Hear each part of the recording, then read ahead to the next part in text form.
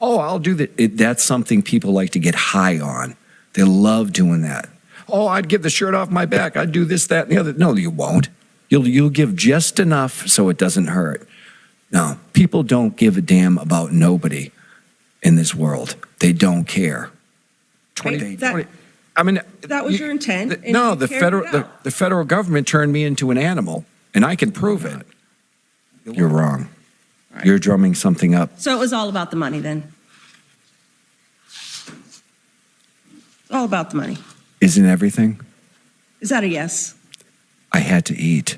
I'm a human being. Hello, Sofa Squad. Yes. We are finishing up this You Know What show today, so welcome back to the old sofa. As you know by now, that's the damn sofa, and that's my sassy sidekick, Mr. Roscoe P. Coltrane, and my damn name is Paul. Welcome back, everybody. I hope everybody is doing well out there. Y'all, today we're going to be examining the other part of the Scott Nelson time on the stand, the cross-examination, the direct, cross-direct, whatever you want to call it. This is in the case against Scott Nelson. The victim in this case was Jennifer Fulford. This was a completely senseless crime. And this is a look into actual pure evil, in my opinion. Now, there is a part 1 to this, so if you're watching this and you haven't seen part 1, go back and check that out and then come back to this, because this is the second part of the time on the stand. Now, as I always like to say, thank you to everybody who makes the Sofa Squad possible. Y'all, it would not be here without you. I wouldn't be able to make all the content that I do. To everybody that engages in the comment section, that likes, that shares the videos, and to the Patreons and the channel members, thank you so much. I thank you. Roscoe thanks you. And even the sofa thanks you. Now, all that being said, this is the way this video is going to be laid out. Just like I do these other kind of videos like this, I'm going to play small clips of him being speaking, being questioned, that kind of a thing, and then I'm going to make my commentary. There will be a link to the full video down below if you just want to watch the whole thing without, here are my 2 damn cents about the matter. You know what I mean? I get it. A lot of times y'all will comment in the comment section like, oh, check this one out or this one out, these different interrogations, stuff like that. Let me know down below so I can check them out if you have other ones you want me to see or comment on, that kind of a thing.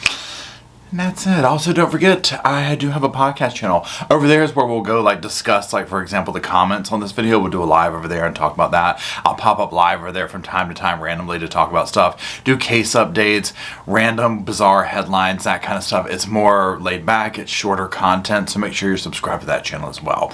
Now, all that being said, for real, let's dive in. Okay. So, while you're in this vehicle driving, you have your kit with you, if you will, of duct tape and zip ties and the knife, because you said she wasn't duct taped in the car. A lot of what I told those investigators, as the confession went on minute by minute, the more and more BS I would throw into it. Because they were giving me BS, and I was giving it right back to them. That's how that interview went. Yes, so as we saw in the last video with this whole little thing he's now coming up with saying, oh no, I was feeding them BS and doing this and that, all that wasn't true. Here's the thing about Scott. He wants to be in control, he wants to feel better than, he wants to one up. So one thing that we'll see in this segment of the I keep wanting to call it an interview, but his cross-examination is he's very much wanting to seem smarter than the police, and I'd let them catch me, this, that, and the other. And he's also wanting to excuse himself from the accountability of what he did, because I do think that during the interrogation that was more of the true, real Scott, which I think is pure evil and operates based on rage and just absolutely emotional reaction kind of a thing. And so he's trying to remove himself from this and also just play games with him, right? Because that's what this is all about to him. It is all a game. And that's the truth. Right. The question is, you had this kit, if you will, of zip ties and duct tape and the knife, right? Yes. And as you were traveling, because do you remember how long it took? That time of day? I don't know. Probably an hour? I know, check the cell towers. You were there. I don't know. You think it was an hour? I don't know. I'm not good at keeping track of time. All right. Now, earlier in the previous video, when he was asked about the length of time of something, right off the bat, without thinking, he said 4 hours. And one thing that's interesting with him, which I don't expect anything less, is the fact that he changes like what his answers throughout the whole thing, right? And we'll see that a lot during this, where this time he remembers this, but other times he doesn't remember this. This time he said he did this, but now he says he doesn't do this. He goes back and forth and back and forth, and it's like, oh my God, it's exhausting. So, let's keep going. So you first go down an area closer to, you said you saw Disney signs, an area closer to them. Did you make a decision that this wouldn't be the right place to get rid of Mrs. Fulford? What do you mean by get rid of? Kill her? No. Drop her off? I had no duct intent. tape and zip tie her? Miss Burdick, I really think you have this all wrong. I never intended to kill that woman. It was not in my heart to do that. It wasn't what I had planned. I didn't want to kill that woman. She'd never done anything to me. Right. Now, again, remember, his whole MO for this is that it's not his fault, that it is his former probation officer's fault that she's dead, right? And so you can kind of see this where it's like, I didn't have that intent. That's you saying that, you know, kind of a thing. Also, the way that he negotiates with everybody in the system, he's so institutionalized. Like, this is the only thing he has going. Immediately, he was trying to wheel and deal. It becomes very clear, and we'll get to this towards the end, and the motivation for this was he just wanted to go back to prison. He wanted 3 hots and a cot, right? And unfortunately, Jennifer was the victim in the case to get him to that. And so that becomes very prevalent in all of his answers and all these dealings. And the way that he's just negotiating through this, it's like, so this is your lot in life. This is where you're at. This is the only effort forth in life you were willing to put in, was being a convict, being a prisoner, and doing whatever you had to do to go back into it. It's absolutely unfathomable. So you drove her, though, all the way to Disney in the back of her vehicle for a purpose. Yes. It wasn't just for no reason, correct? Yeah, you're right. And you were searching for places to leave her. Yes. So then you find what you think, even though it's the middle of the day, is a relatively remote area, right? Yes. And you park the car on the dirt road? Yes. You pull into the field at all? No. Stayed on the dirt road. Yes. So you get out, and do you go to the back and open up the hatch? Yes. And she is in the back, wrapped in the comforter. I don't recall, ma'am. Again, look at how interesting it is that he remembers all these little details until it gets to this. I don't remember. Of course he remembers. He's not going to sit here and say. And again, remember, he's going to live by the convict code. He's not going to want to sit here and admit to too much, because what he did is completely heinous, and it's not going to go over well in prison, right? The crimes that he did is absolutely horrible, right? I'm surprised if he's had a decent time in prison since he's been there, because like this usually doesn't bode well, right? So he's going to always try and avoid that, right? That's probably just like self-preservation him at this point, but it's so frustrating.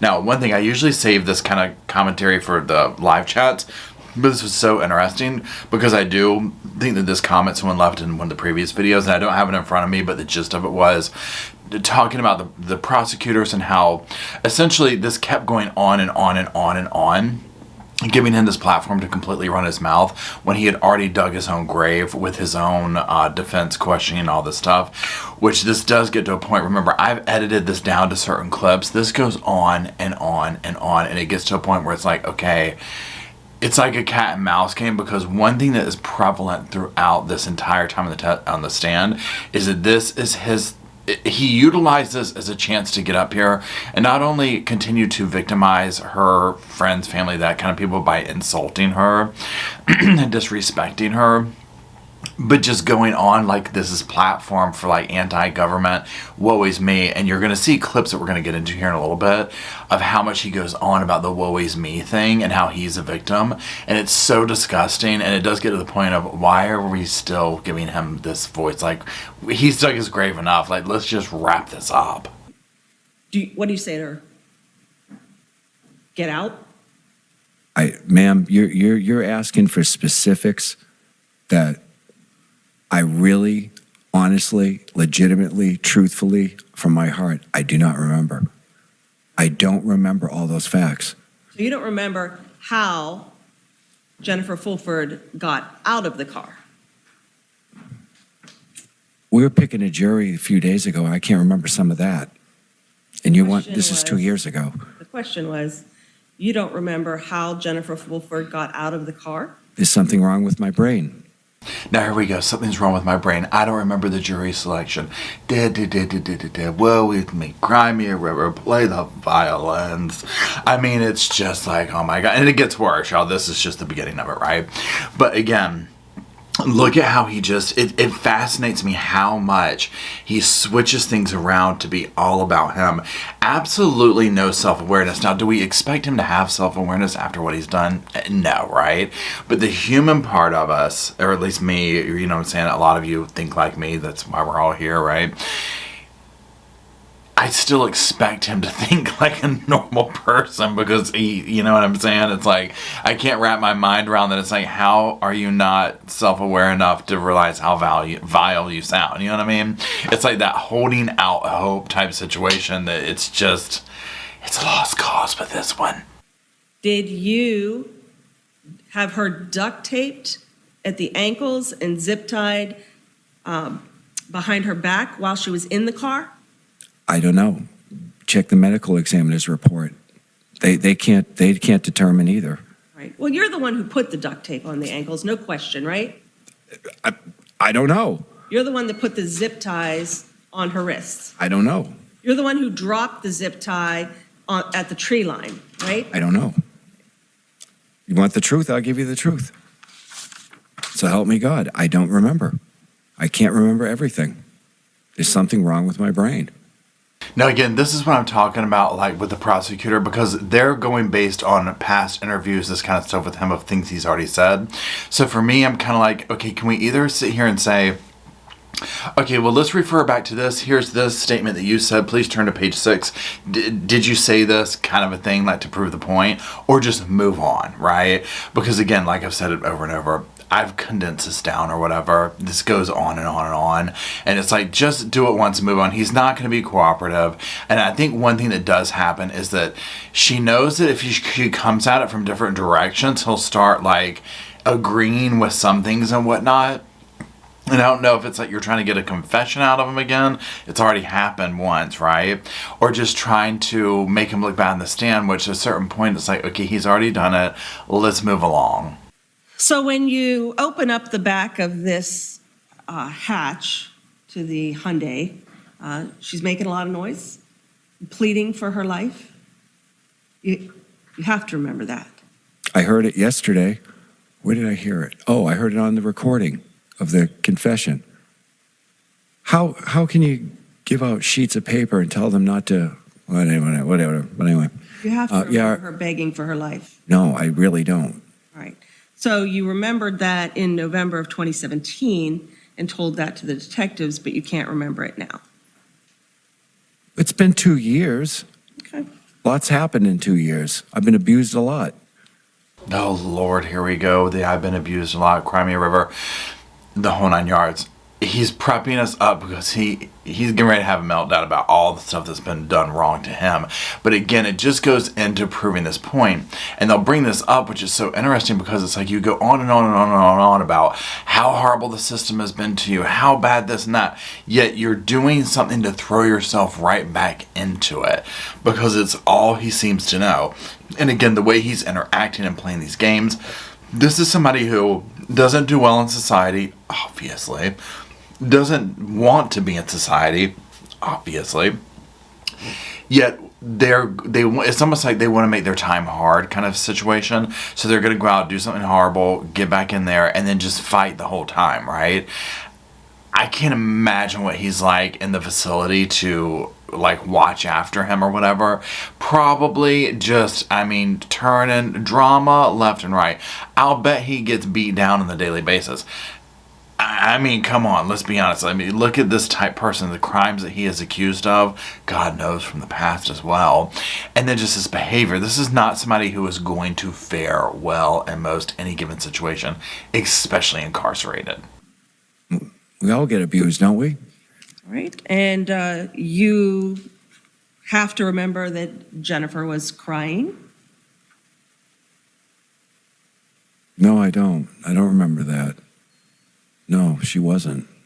Begging you not to kill her. I don't remember. That she continued to get louder and louder, so you decided to duct tape her whole head. Now, side note to all of this, the story that is being described, poor Jennifer. Can you imagine? You are at work, you're a caregiver, home taker care of her, you know, the role, the assistant, whatever you want to call her, nanny. You go out to get a UPS package, and then this is where you find yourself within a short amount of time, and the trunk of your car, your whole head is duct taped. I mean, with this monster. God only knows the vile things he was saying to her. I don't believe for 1 second that he didn't intend to kill her, where he's like, I didn't intend to kill her. I wasn't going to do this.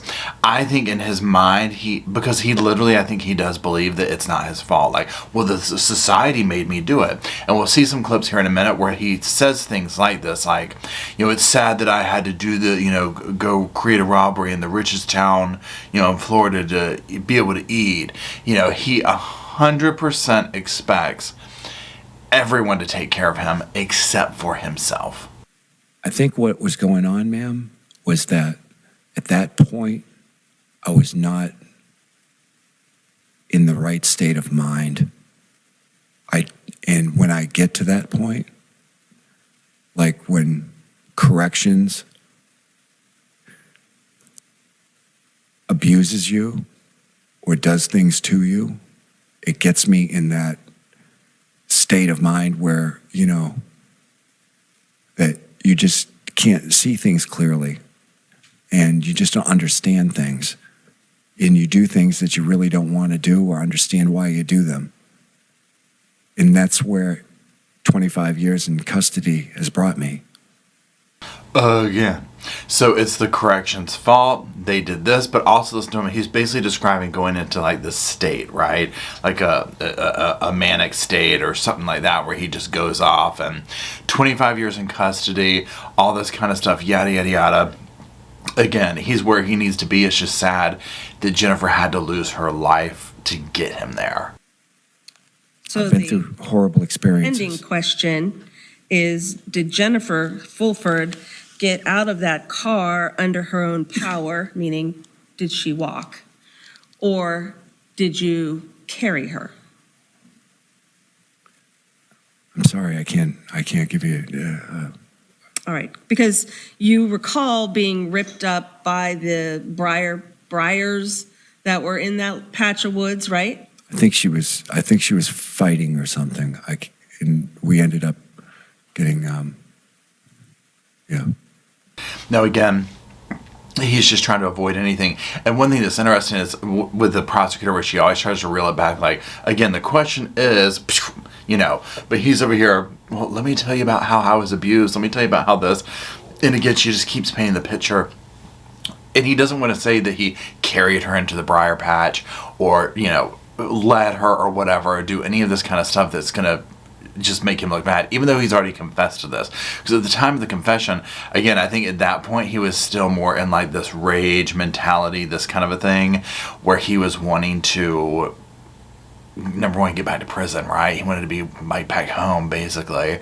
Number two, now he's there, he's lining up his prison career. So there's a motivation for him, like, that we're probably not like aware of, where he's like, well, I don't want to have to go to blank, so I'm going to say this or whatever. And at the end of the day, he's just playing games and messing with people because he doesn't have anything to lose. He doesn't care.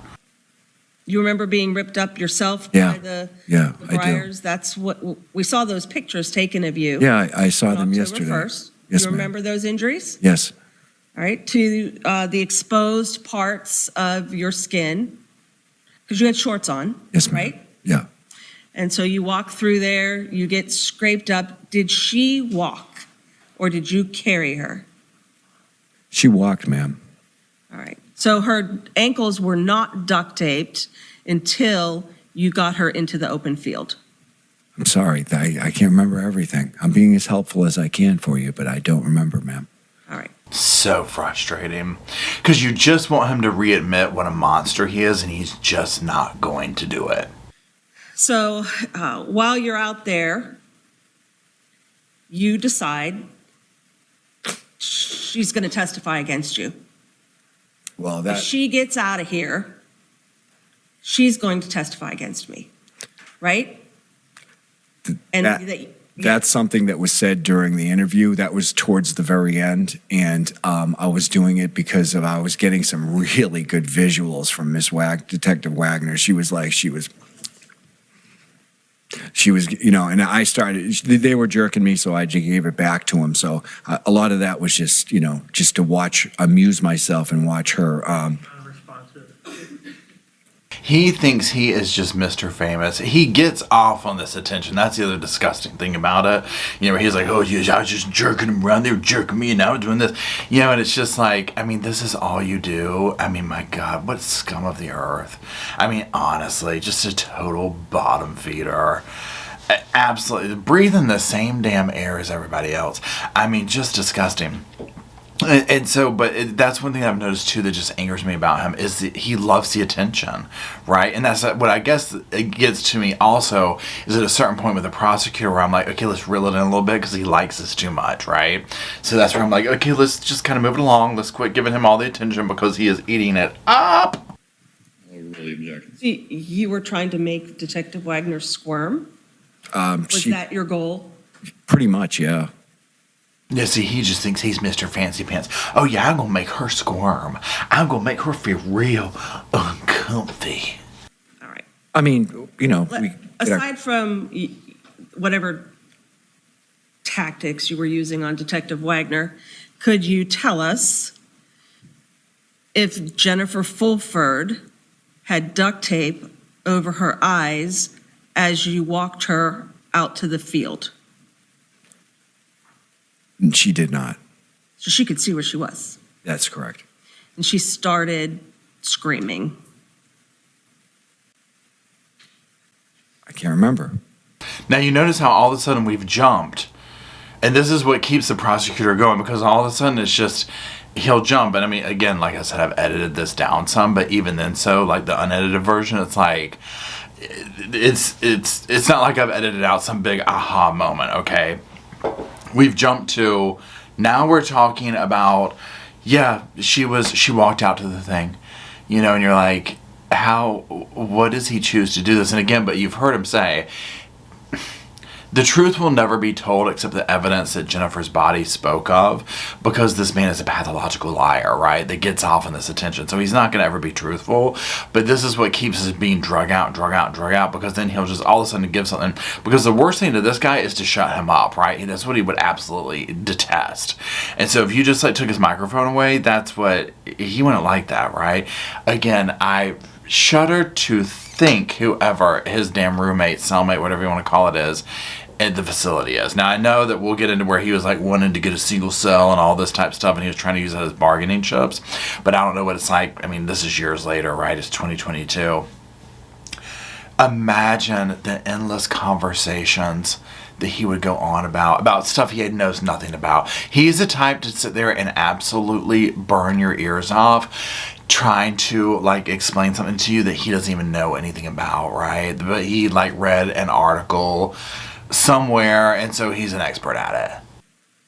Would you agree that she was terrified? I'll be honest. Ma'am, she has I don't know how many stab wounds on her body and stuff. And I'm going to look you in the eye and I'm going to tell you something. I don't remember doing all that. God, poor Jennifer. It's so awful. She has so many stuff. My God, that poor woman. What a horrible end that she met. I can't imagine. All right. The pending question was, did she appear to you to be terrified? She asked and answered. I'll overrule the objection. I'm sure she wasn't happy. And then he has to do that, the salt in the damn wound. I mean, again, it's like, for any of her loved ones sitting there, you know they wanted to come up out of the damn chair. I mean, this guy is just so gross. Just absolutely awful. What an awful human being to say stuff like that. And to obviously do it. Should I have dropped her off in front of OPD? Why'd you put her in the field? Ask and answer. He, Overruled. To leave her there. Not to kill her, to leave her there. to leave her there. Why did you bind her hands behind her back? I would imagine so that she couldn't leave. Why did you bind her feet with duct tape? I imagine so she wouldn't walk away. And why did you wrap her entire head in the duct tape? Probably so she couldn't scream. God. Absolutely horrible. Now, again, here we see, so notice how, and again, it's taken a lot of questioning and walking around in circles to get him to low-key admit to doing these things. Like, why did you do this? Well, because, you see what I'm saying? So even though it's like, oh my God, can we please like reel this in? The prosecutor is doing good at getting him to, again, admit to this kind of stuff, hopefully to ever get any kind of appeal to not work.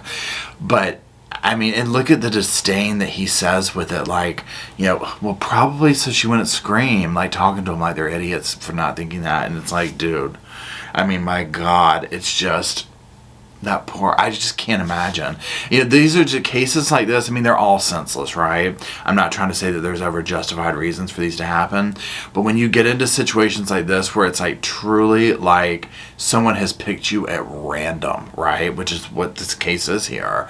Even though there's like this slight tie-in, but nonetheless, this is a random killing right here. Absolutely scares me to death, right? Because this is just like, you just never know, right? This is like getting struck by lightning, you know, walking out and getting hit by a Mack truck. Like, it's just, the odds are so great that this would ever happen. So after this happened, you took her car and drove to the Publix, correct? Yeah, I've seen the photos of me going in and out. You changed clothes in the car, right? I have no idea. Now, again, we're right back to disassociating himself with the thing. Oh, I've seen pictures of me going in and out, which to me is a low-key way of saying, I don't remember doing that, but I've seen proof of me doing that, so yeah, I'll say I did it, but I don't remember it. Just for a moment, try to put yourself in my situation at that point. I mean, would you remember any of this? And you haven't had head injuries. You don't have psych meds. You don't have all these problems. You wouldn't have remembered. How am I? Your answer is you don't remember if you changed your clothes in the car? Yeah, I don't remember. All right. Do you have blood on you? Now, again, this is where we get right back to who he really is. Put yourself in my shoes for a minute. That's always what it comes back down to. That's what it always comes back down to, which, again, is just baffling to me because it just... to see someone who doesn't have the self-awareness to know that it's like...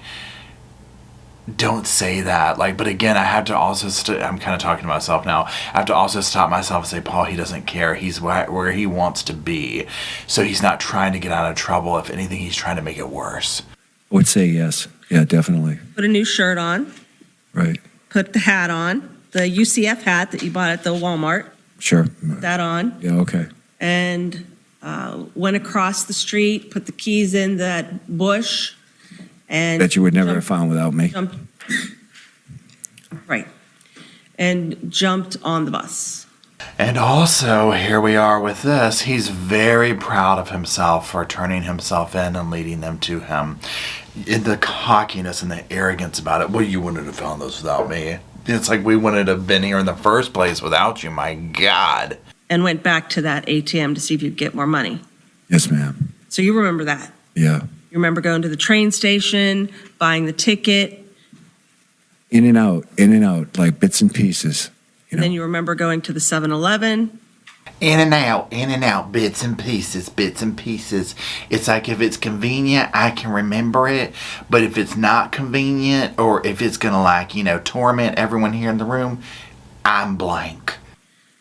Buying this pizza, Yeah, I remember that. all right? And then you talked, of course, to the detectives about how much you enjoyed it because somebody Well- had to die for you to get that. And yeah, Detective Wagner's losing it at this point, so that's why I, because they're jerking me around, they're playing games with me, and I'm just giving it right back, and that's what that interview was about.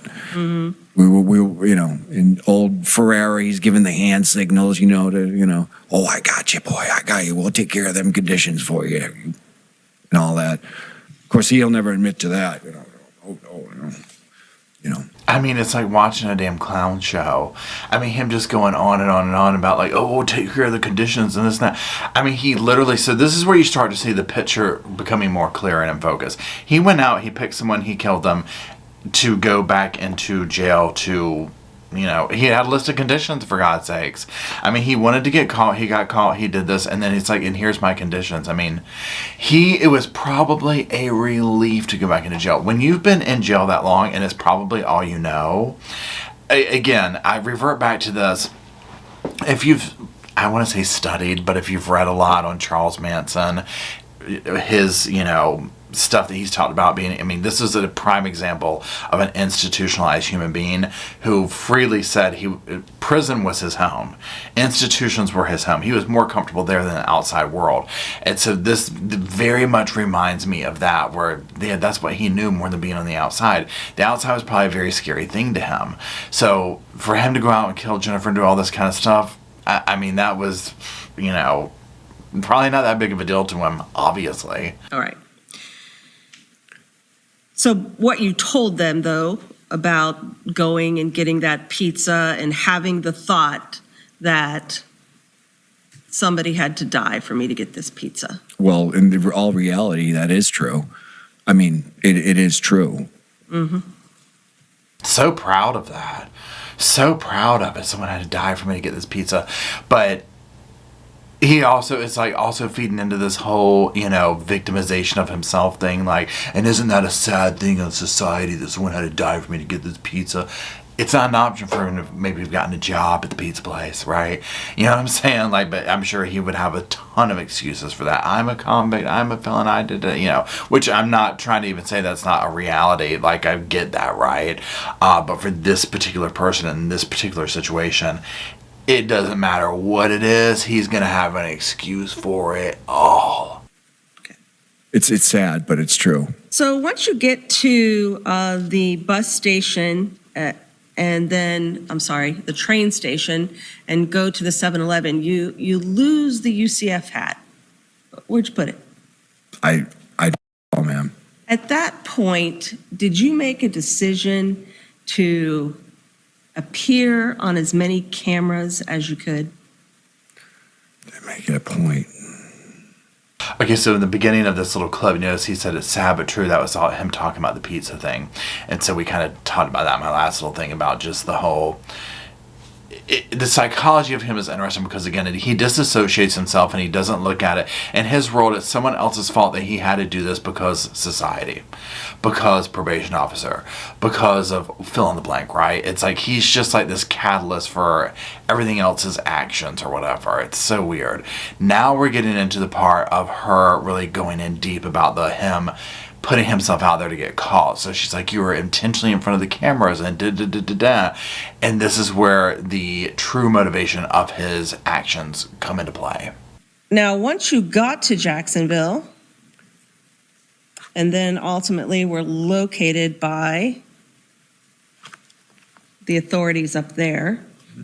It would take a scientist to figure out where I was. I used my real ID to take a train out of Winter Park to Jacksonville. Notice I didn't cross the line. I stayed within I allowed them to catch me. There you go. So there's his first admittance. I allow them to catch me. But again, he's playing by the rules. He's very aware of these rules. For someone with head injuries that can't remember this, can't remember that, he knows the game. You know what I'm saying? He knows the game. I allowed You wanted them to, Yeah. which is why you put your face on all those cameras. No, no, Because no, that's not this true. entire, Not allowed. So back and forth, back and forth. He says, yeah, I want him to catch me. So you put your face in the cameras. No, that's not true. Okay. Witness to. I'll sustain the objection as verdict unless you have a non-responsive objection. You need to let the witness finish. you said no, right? I never walked around putting my face in cameras that this whole world is full of nowadays. There's cameras everywhere. So I don't care where you stand anywhere, you're going to be on a camera somewhere. No, that it wasn't my intention. There's a difference between, and he's right. I mean, we know this. There's cameras everywhere, right? I mean, for God's sakes, he went to Walmart and bought his kill kit with his check. I mean, he was not trying to hide what he did. I mean, he's being very upfront about that. And we all know, just from our own experiences, you're on camera everywhere you go, right? This is a fact. But it's a difference to find a camera and be like,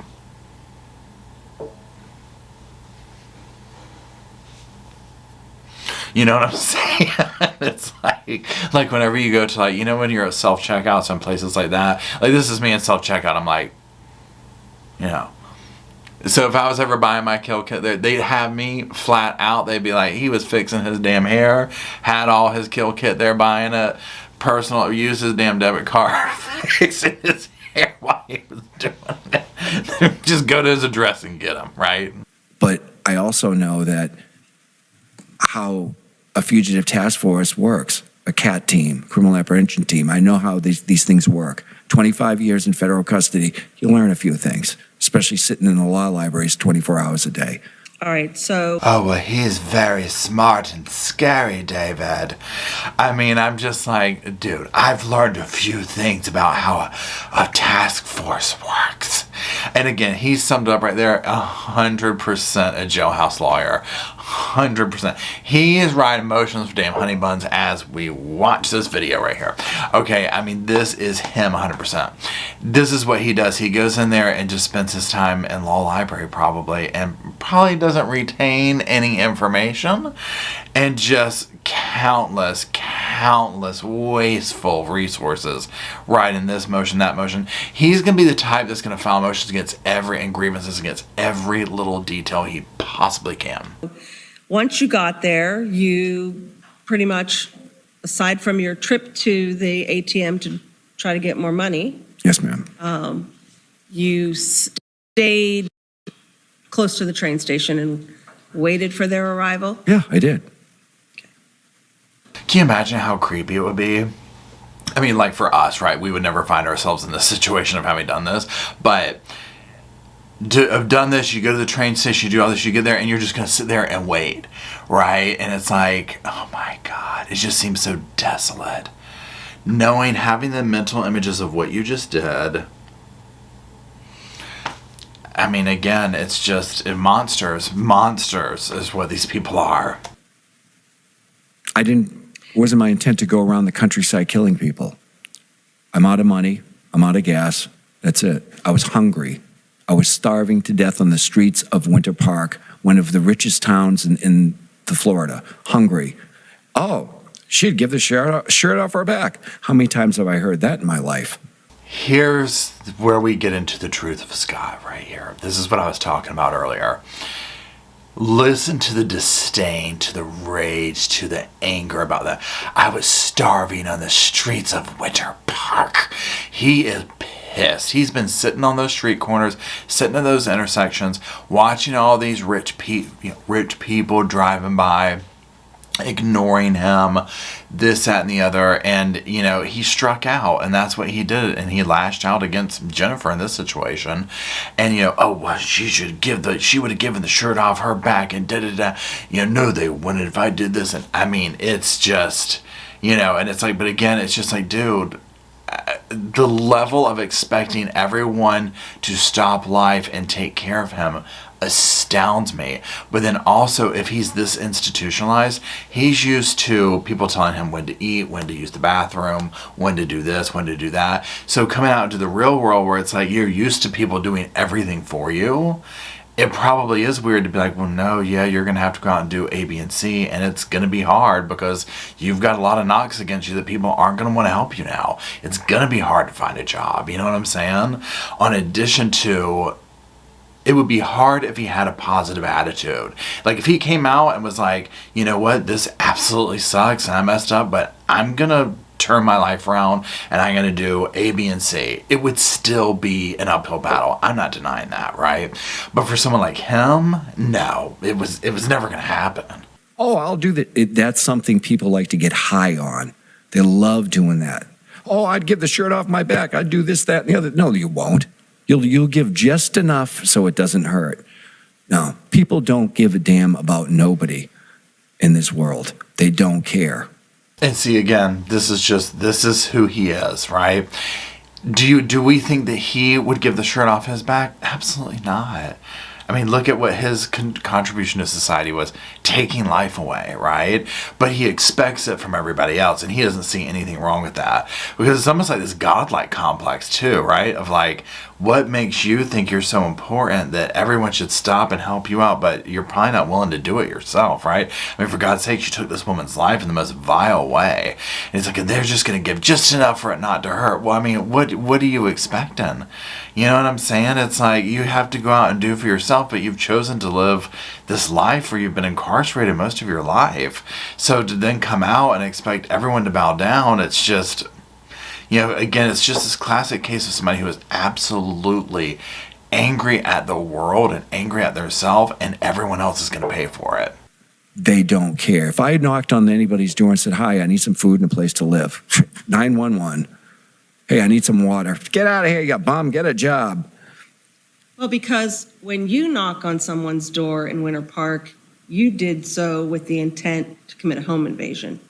Julio Dominguez left me no choice. I mean, Okay, here we are to more of the truth. So Julio left him no choice. Again, I mean, this is just where the uncanniness of it. And I love that the prosecutor called this out, where she was like, but when you knock on someone's door, it's do a home invasion. Now, again, I get what he's saying in one aspect. Sure, if somebody came and knocked on the door and said, I need food, water, or something like that, I would be... You know what I'm saying? Like, I want to let them in the house, right? I'm not going to lie. Depending on the situation, I would probably hand them a bottle of water and be like, here you go on your way, you know, that kind of a thing. But yeah, it would throw me off, right? And I would be on edge. It is what it is. In this day and age, unfortunately, we see a lot of crazy stuff happen out there. He's right about that. Also, when we see him, though, it's like this is a fully capable looking person, right? And so to me, I'm thinking with him, I'm just like, was there not one of these places that it's like, you know, I don't know what they're called, like they're temp services, but it's like where you go to work for the day. You know what I'm saying? Like a job temp thing where it's like you go and you work for the day type thing, and it could be physical labor, that type thing. But you go and do it for the day and then you leave and you come back the next day and you do that kind of stuff. And I'm just thinking like there has to be other options here besides, you know, killing somebody, right? And then blaming your parole officer for it. 20, Right, that- 20 I mean, That was your intent. and no, you the carried it out. the federal government turned me into an animal, and I can prove it.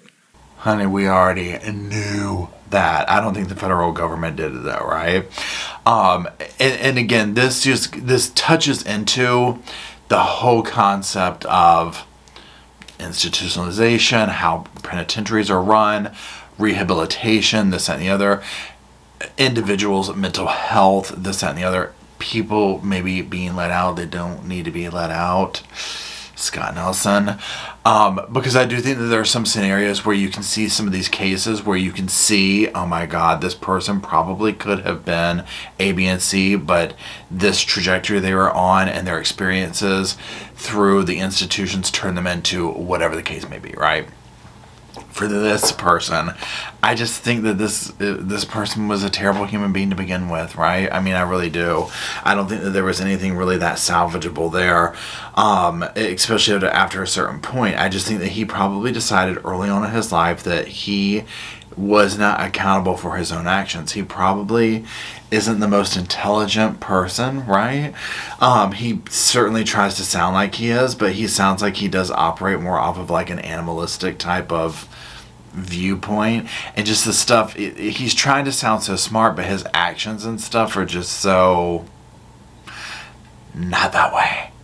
It's a sick, sadistic game. The penal system in America is a spectacular failure. Nothing works. But everyone that drives by a prison, they glance at it real quick and keep driving. They may shudder, oh, that's it, oh, God, and thank God I'm not there, and keep on a-rolling. Nobody cares. Now, again, this is something that I do agree with him on, where people drive by and they're like, oh, thank God, nobody cares, whatever. People, one thing that happens a lot of times is until it affects somebody, especially that, that world or whatever, right? They're not thinking in those terms, right?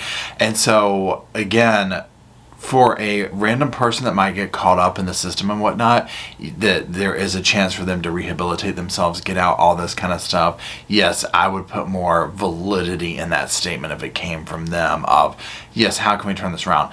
But a professional criminal like this who will never turn their life around and who's made the decisions that he has done, especially resulting in taking the life of a completely innocent person, I don't want to hear the soapbox, and it honestly pisses me off that he's using his time on the stand to say this kind of stuff, because I'm just like, dude, go back to your jailhouse and have this conversation. We're not here for this right now. You're on the stand having taken a completely innocent woman's life, and now you're using her trial, your trial for her, death, to talk about how unjustly things are for the prison system and whatnot. It's not the time.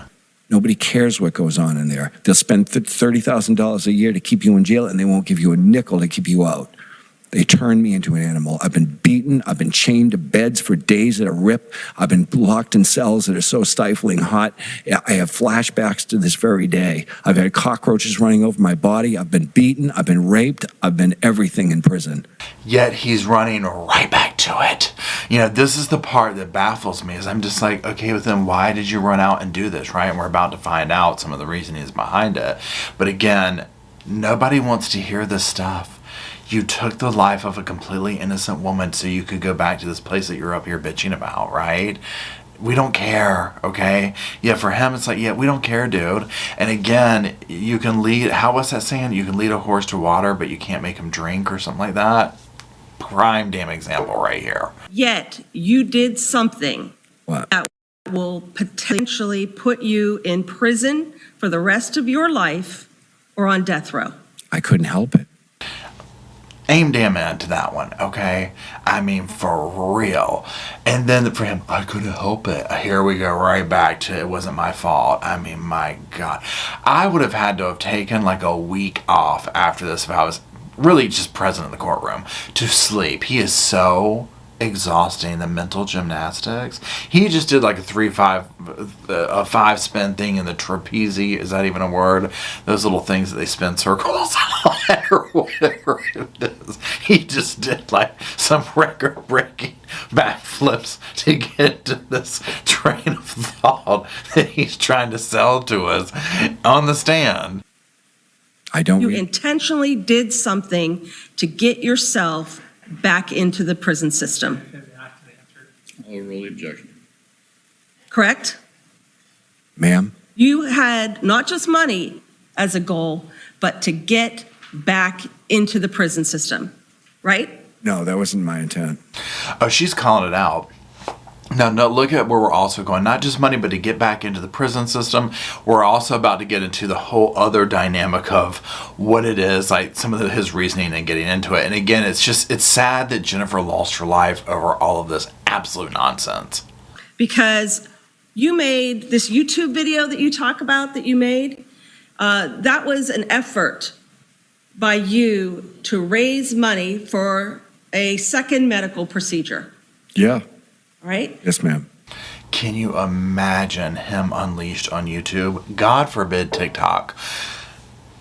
I shudder to think, but main important ingredient here to get a second medical procedure. So let that sink in here. So he's begging on YouTube for money for a procedure. Let's keep going. When that failed, you knew that your only hope for getting this second medical procedure was for either the federal government to pay for it while you're in custody, or for the people of Florida. So there you go. This is the thing we've heard about this, like, oh, well, people will do this to go get the government to do, pay for this or whatever. I mean, it's a stretch, but these are the kind of people. Scott Nelson's are the ones who will actually do that, right? So here we have 3 hots and a cot, medical procedures. Prison, jail is a much better spot for Scott than to be on the outside world, where none of this stuff is attainable for him. To pay for it, right? I don't have $30,000 in my pocket, but I never intended to go back to prison. It was never my intention. I didn't do anything to want to go back. That was not it. I knew the federal government, the U.S. Federal Bureau of Prisons, was not going to pay for the second part of the operation. Again, he's trying to always one-up her and sound so much smarter than her. And it was never my intention to do this. Well, look at the evidence, buddy. The evidence speaks absolutely opposite. And again, no matter what somebody's going on, nobody wants to admit that that's, yeah, I wanted to go back to prison. That was my intention, kind of a thing. And he's also probably trying to avoid the death penalty, right? He just wants life in prison, like that's just what he wants. He just wants to be where he is comfortable and with what he knows. So instead, you want to go into the Florida state prison system. No. So that you could get the medical care. No, That you just- I had medical care. Hold on, sir. I couldn't hear the all over. Again, he thinks he's so damn important up there. Like he's one of the Kardashians being interviewed. I mean, my God. No, I had medical care. Really? Okay. But again, more of the truth coming out. And I mean, for him, I've been in cells that are so hot. Honey, you're getting ready to be in Florida State Prison. I bet you, I can't shudder to think how hot it gets in some of those places. I had medical care coming. So you committed the worst possible crime in order to either get to death row so you could have a single cell, or back into prison so that you could get free medical care. Yes? No, absolutely not. I think probably a yes would be in order for that. I mean, come on, this is the most logical things here for him. Death row, single cell. We've already learned, if you watch my update on Charles Ng, he's been on death row for 23 years, for God's sakes. I mean, single cell in there. I mean, come on. Hello, this has probably happened to him, right? To Scott, right? I mean, come on. Or free medical care. But again, Florida State Prison, Florida, hot, heat. You're wrong. You're drumming something up. So it was all about the money then? All about the money. Isn't everything? Is that a yes? I had to eat. I'm a human being.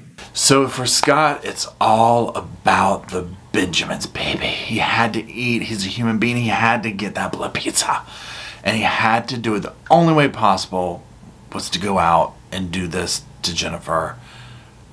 But it was also Julio, his probation officer's fault. That's where this is going to end off today. Again, if you're still watching, please drop hearts, sofas, all that stuff, all that love for Jennifer and her family and the people who loved and cared for her in the comment section. I'm so sorry they had to not only lose her, but that they also had to suffer for this man on the stand. I hope his experience is miserable.